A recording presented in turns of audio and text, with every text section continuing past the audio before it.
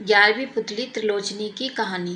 राजा भोज हर दिन तैयार होकर सिंहासन पर बैठने के लिए राज दरबार पहुंचते रहे और हर दिन दिव्य सिंहासन की सुंदर पुतलियां जागृत होकर उन्हें टोकती रहीं। हर पुतली ने उन्हें राजा विक्रमादित्य के त्याग और शौर्य की अतुलनीय गाथा सुनाकर सिंहासन पर बैठने से रोक देती।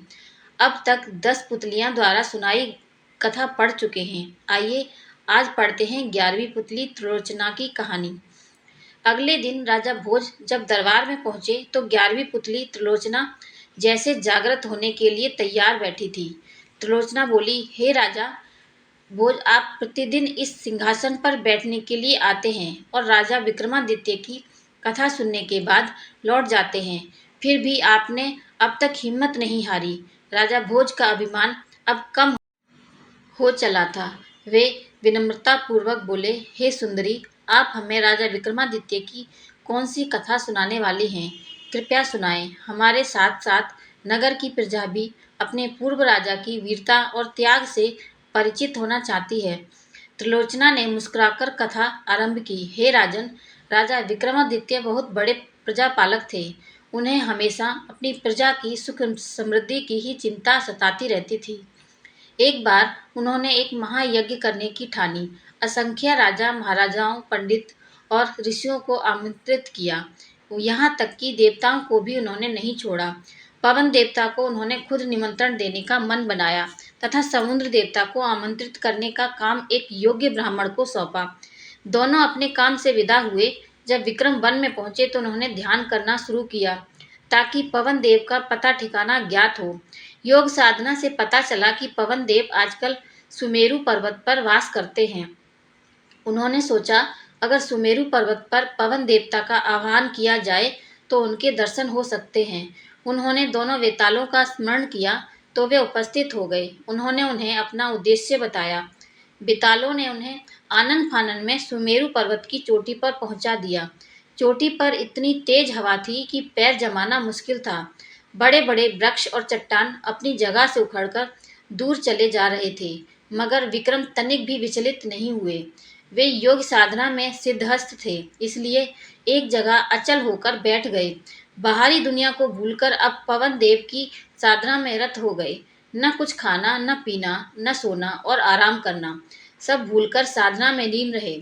आखिरकार पवन देव ने सुध ली। हवा का बहना बिल्कुल थम गया। मंद मंद बहती हुई वायु शरीर की सारी थकान मिटाने लगी। आकाशवाणी हुई, हे राजा विक्रमादित्य, तुम्हारी साधना से हम प्रसन्न हुए। अपनी इच्छा बताएं। विक्रम अगले ही क्षण सामान्य अवस्था में आ गए और हाथ जोड़कर बोले, वे अपने द्वारा किए जा रहे महाराज महायज्ञ में पवन देव की उपस्थिति चाहते हैं। पवन देव के पधारने से उनके यज्ञ की शोभा बढ़ेगी। यह बात विक्रम ने इतना भावुक होकर कही कि पवन देव हंस पड़े। उन्होंने जवाब दिया कि सशरीर यज्ञ में उनकी उपस्थिति असंभव है। वे अगर सशरीर गए तो विक्रम के राज्य में भयंकर आंधी तूफान आ जाएगा। सारे लहलहाते खेत, पेड़ पौधे, महल और झोपड़ियां सब की सब उखड़ जाएंगी। रही उनकी उपस्थिति की बात, तो संसार के हर कोने में उनका वास है, इसलिए वे अप्रत्यक्ष रूप से उस महायज्ञ में भी उपस्थित रहेंगे। विक्रम उनका अभिप्राय समझकर चुप हो गए। पवन देव ने उन्हें आशीर्वाद देते हुए कहा कि उनके राज्य में कभी अनावृष्टि नहीं होगी और कभी दुर्भिक्ष का सामना उनकी प्रजा को नहीं करना पड़ेगा। उन्होंने विक्रम को कामधेनु गाय देते हुए कहा कि इसकी कृपा से कभी भी विक्रम के राज्य में दूध की कमी नहीं होगी। जब पवन देव लुप्त हो गए तो विक्रमादित्य ने दोनों बेतालों का स्मरण किया और बेताल उन्हें लेकर उनके राज्य की सीमा तक आए। जिस ब्राह्मण को विक्रम ने समुद्र देवता को आमंत्रित करने का भार सौंपा था, वह काफी कठिनाइयों को झेलता हुआ सागर तट पर पहुंचा। उसने कमर तक सागर में घुसकर समुद्र देवता का आह्वान किया। उसने बार बार दोहराया कि महाराजा विक्रमादित्य महायज्ञ कर रहे हैं और वह उनका दूत बनकर उन्हें आमंत्रित करने आया है। अंत में समुद्र देव असीम गहराई से निकलकर उनके सामने प्रकट हुए। उन्होंने ब्राह्मण से कहा कि उन्हें उस महायज्ञ के बारे में पवन देवता ने सब कुछ बता दिया है। वे पवन देव की ही तरह विक्रमादित्य के आमंत्रण का स्वागत तो करते हैं, लेकिन सशरीर वहाँ सम्मिलित नहीं हो सकते। ब्राह्मण ने समुद्र देवता से अपना आशय स्पष्ट करने का सादर निवेदन किया, तो वे बोले कि अगर मैं यज्ञ में सम्मिलित होने गए तो उनके साथ अथाह जल भी जाएगा और उसके रास्ते में पड़ने वाली हर चीज डूब जाएगी। चारों ओर प्रलय भी स्थिति पैदा हो जाएगी, सब कुछ नष्ट हो जाएगा। जब ब्राह्मण ने जानना चाहा कि उसके लिए उनका क्या आदेश है, तो समुद्र देवता बोले कि वे विक्रम को सकुशल महायज्ञ संपन्न करने के लिए शुभकामनाएं देते हैं। अप्रत्यक्ष रूप से यज्ञ में अधोपति विक्रम उन्हें महसूस करेंगे, क्योंकि जल की एक एक बूंद में उनका वास है। यज्ञ में जो जल प्रयुक्त होगा उसमें भी वे उपस्थित रहेंगे।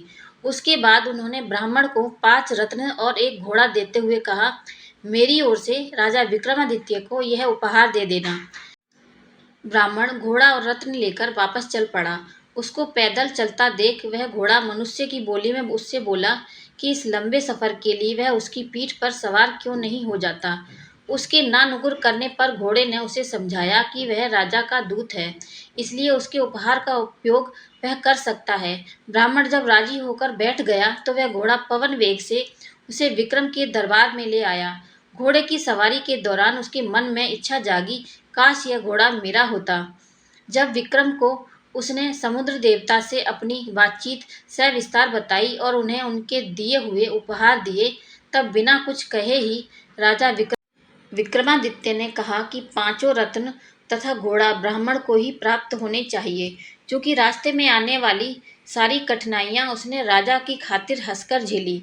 उसकी बात समुद्र देवता तक पहुंचाने के लिए उसने कठिन साधना की। ब्राह्मण रत्न और घोड़ा पाकर अति प्रसन्न हुआ। इतना कहकर त्रिलोचना बोली, राजन, विक्रमादित्य की तरह प्रजापालक और अत्यंत दयालु राजा न हुआ है और न होगा। अगर इस सिंहासन पर बैठने की लालसा है तो आपको भी उनके गुणों को आत्मसात करना होगा। त्रिलोचना पुनः पुतली के रूप में सिंहासन पर स्थापित हो गई। मेरी ये कहानी आपको कैसी लगी मुझे कमेंट करके ज़रूर बताएं और मेरे चैनल को लाइक, शेयर और सब्सक्राइब ज़रूर करें। धन्यवाद।